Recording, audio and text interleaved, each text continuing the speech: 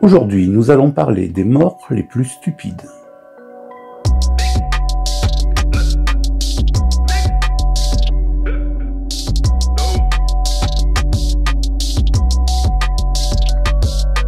Le 4 avril 1997, un homme se dispute avec sa fiancée.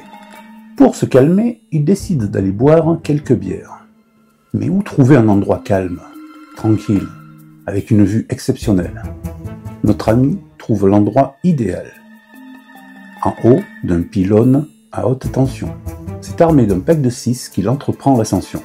Après être arrivé en haut et descendu 5 binouses, l'inévitable arrive. Le gros pipi. La flemme ou l'effet de l'alcool le décide à faire d'en haut. L'inévitable se produit. Je ne vais pas vous faire un dessin. D'autant que l'urine est un très très bon conducteur. Ayant remarqué des différences de tension, la compagnie électrique envoie un dépanneur. Il retrouvera le corps de notre buveur de bière au pied du pylône, la braguette fumante et une bière en haut du pylône. Halloween 1994.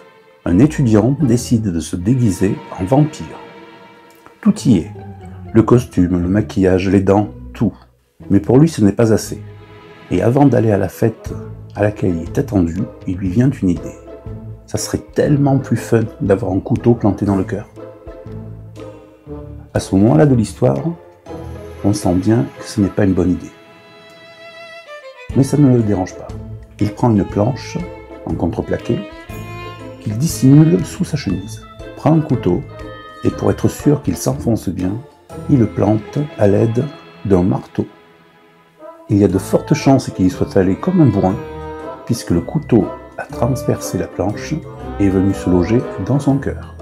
Il a juste eu le temps d'arriver à la fête comme un zombie et de s'écrouler raide mort. Mars 1998, en Allemagne.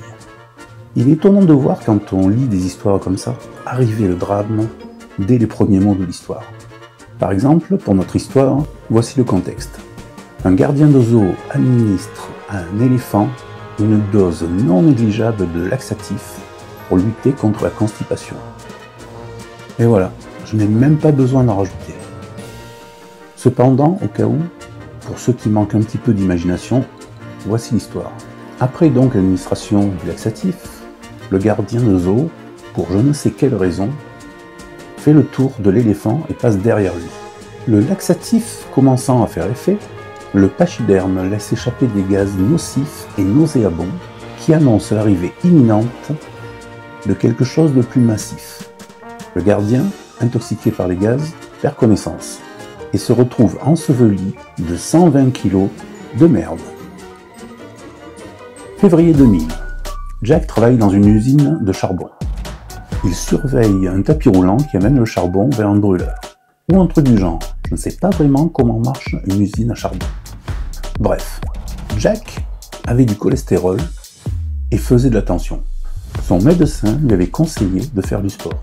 Un jour, Jack disparut. On ne retrouva à son poste de travail qu'un plateau repas et ses bottes. Aucune autre trace de lui. Au cours de l'enquête, un de ses collègues auprès duquel il s'était confié donnera quelques renseignements qui pourraient expliquer la disparition de Jack. Il disait ne pas avoir de temps pour faire du sport. Il profitait donc de sa pause déjeuner pour enfiler des baskets et courir sur le tapis roulant. Ce même tapis qui mène à un brûleur. On ne l'a jamais retrouvé. Décembre 2002. Deux amis préparent leurs affaires d'escalade. Ils ont décidé de descendre un pont en rappel. Pourquoi pas? Bien qu'à mon avis, la question c'est pourquoi? Ils se rendent donc à ce fameux pont. Mais avant de continuer, il faut que je vous précise quelque chose. C'est un pont ferroviaire. Ils arrivent sur le pont. Pas de train. Ils vont au milieu du pont. Pas de train. Ils s'équipent. Pas de train. Ils se lancent dans le vide. Toujours pas de train. Ils commencent à descendre. Et là, le train. Tout avait l'air bien calculé. Ils sont déjà plus sur le pont quand le train passe. Ils sont suspendus, ils descendent. Sauf que Si je vous raconte l'histoire, c'est que ça va mal finir. Pour descendre, en rappel du pont, ils avaient attaché leurs cordes. Non, pas au parapet, pas au pilier, non. Ils avaient attaché leurs cordes au rail.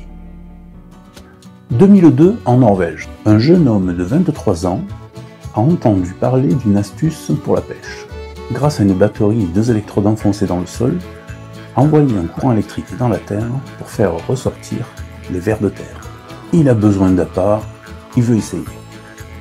Sauf que il veut améliorer la technique. Il n'a pas le temps, il va aller beaucoup plus vite. Donc, au lieu d'envoyer 12 volts, il envoie 220 volts. Donc voici le tableau. 220 volts, il est en train de planter une électrode dans le sol, il a l'autre dans la main, et il est assis sur un seau en fer. Voilà, voilà. 2002, à Sao Paulo, un jeune fermier déplore l'apparition d'un essaim d'abeilles sur son oranger. On lui a conseillé de brûler l'essaim. Le voici donc armé d'une torche en direction de son oranger. Mais une fois n'est pas coutume, notre fermier prend très à cœur les questions de sécurité. Il cherche donc un moyen de se protéger des fumées que pourrait dégager le feu et des piqûres d'abeilles. Et quoi de plus efficace pour protéger des fumées et des piqûres d'abeilles qu'un sac en plastique sur la tête, bien noué et hermétique autour du cou. Sa femme retrouvera son corps sous l'oranger. Toujours en 2002, mais ce coup-ci aux États-Unis, dans le Colorado, Gérald se fait arrêter pour un contrôle routier. Étant en liberté conditionnelle, il préfère éviter le contrôle.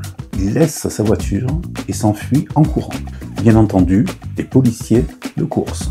N'arrivant pas à les semer, il sort un pistolet. Mais ça n'arrête pas les policiers. Il se dit qu'il va tirer. Il décide de faire feu, mais sans s'arrêter, et de tirer comme ça, à l'aveugle, par-dessus son épaule. Enfin, au-dessus de son épaule. Oui, les 3 premières balles. La 4e, c'était dans la tête. Merci d'avoir regardé cette vidéo. N'oubliez pas de liker, commenter et partager. Et on se retrouve lundi matin.